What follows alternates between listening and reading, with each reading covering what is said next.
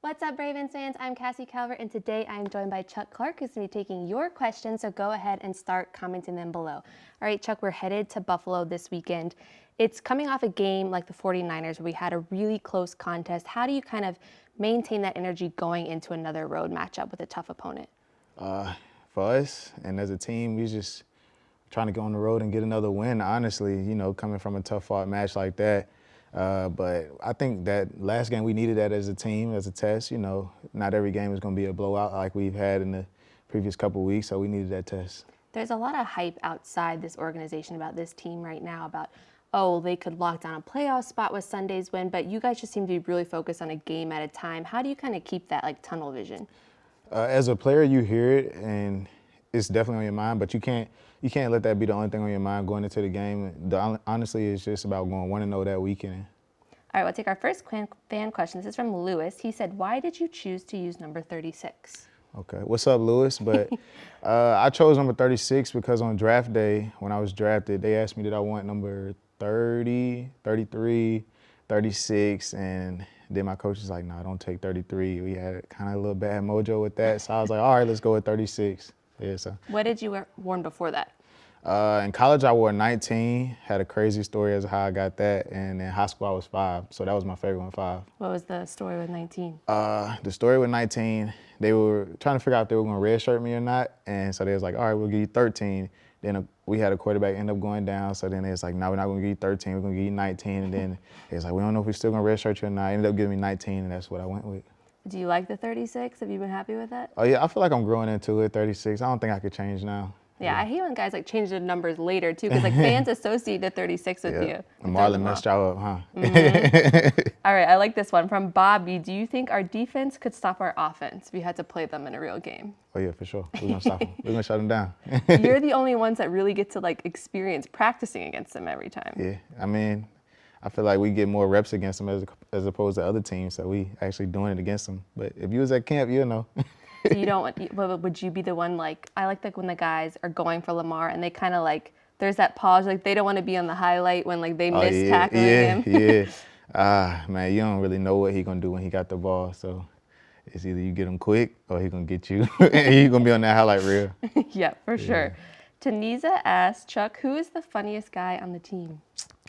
The funniest guy on the team, I'd probably say Justin Tucker. Give it to him. Really? Yeah, different things that he does. Between him and Baby, it might be a little toss-up, different things that they do and say. They're very different types of funny. Did you see his big truss at the press conference last week? I did, yeah.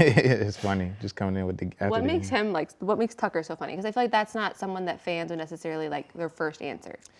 I think just it can be a quiet room and he can blurt out something, and you just like, where did that come from, And it's just funny. That's awesome. Yeah. Okay, from Mahidia, what do you love about your teammates? Who's your favorite teammate?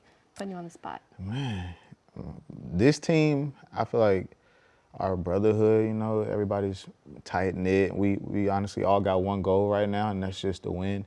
And we don't care how we do it, but we just want to win. But if I could pinpoint it to one, I would probably say Brandon. He's pretty cool. Like, we sit next to each other in the meeting room, and we always kind of talking. Cool guy. You mean Brandon Carr? Yeah, laid back, cool. What's it like having someone like that in your room who's not only so well respected for what he's done on the field with like his really incredible streak, but he's also like one of those guys that everyone around the league talks about for all the stuff he does off the field? Right. He invites me to a lot of his community events and his events that he has back home in Flint. And just being able to watch the things that he's doing in the community, on the field, it's amazing. It's amazing. And being able to, kind of almost emulate that role when you get to that point where you want to start doing things, you have a structure as to, how to do it and what to do. Like he set the example. Yeah.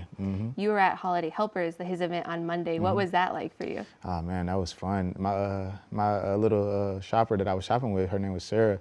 She even bought me a gift. It was amazing. Just to see her, like, so selfless and thinking of others, in the time where it was supposed to be for her, it was amazing. That's always one of my favorite events every year. Yeah. It's really fun. All right, from Charla, what is the team ritual in the locker room before a game? This year, we honestly started being able to listen to music like out loud on speakers. So it's one speaker that's playing different music. You can get any type of genre on that one. So it can from rap to a little bit of hip hop. You might hear some oldies up there. It's some different things. So I would say just that music going. Pretty much everybody kind of locked in, focused. Who gets to control what that music is? I think Jimmy has it and Brandon Williams. Both of them have it. So it's for the whole team now. That's new. Yeah, it's just something that just started this year. It's not too loud where it's like affecting anybody that's trying to get in their zone or focus, but you pretty much can hear it because the locker room is pretty quiet on game day. Do you have any specific like pregame things that you have to do? Any like superstitions? Ah man, I got a new one that just started when I had my daughter. Like right before we go out there, I probably just stare at a picture of her from that week, a new picture, and I just like it's bigger than me now. So that's one of my new favorite ones now. Just kind of reminding yourself while you're doing it. That's really special. Yeah. I love that. All right, from Michael, if you could play with a former Ravens player, who would it be?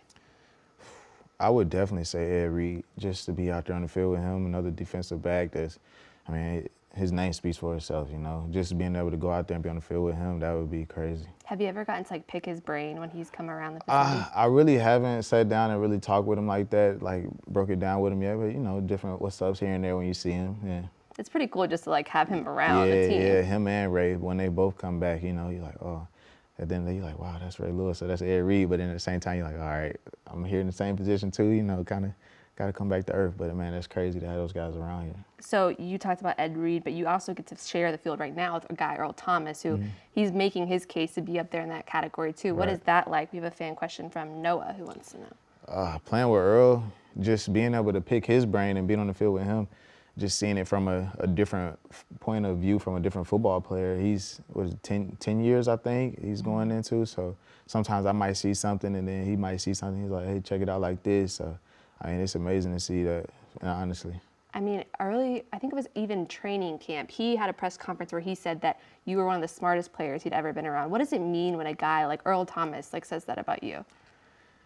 I feel like it's just a testament to me as a ball player, But thank you. That's humbling, Somebody says that like you, it's very humbling to hear that. But to me, I just feel like that's how I'm going to be day in and day out. You got to be good at something, That's awesome. From Frank, why are you so quiet on Marlon Humphrey's Instagram live videos on the plane? On his IG live, Marlon, he get a little bit of everybody up there, but get a little drip check the swag out. What's up?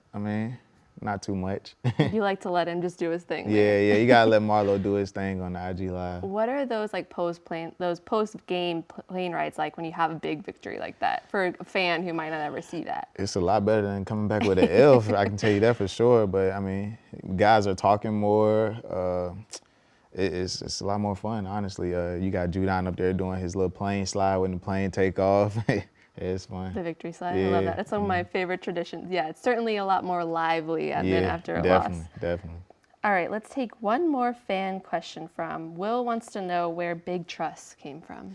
Big Truss, that came from Lamar, and him and Mark just saying it. Honestly, I think Lamar was honestly posting it on his IG post like a long time back, and then everybody just kind of started saying it, and it just kind of stuck around. It fits the team well. Yeah, we got to trust each other. Yeah, Go exactly. get the job done.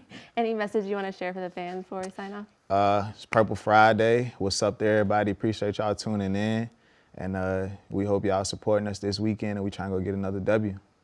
We'll see you guys on Sunday. We take on the Bills. Thanks for tuning in.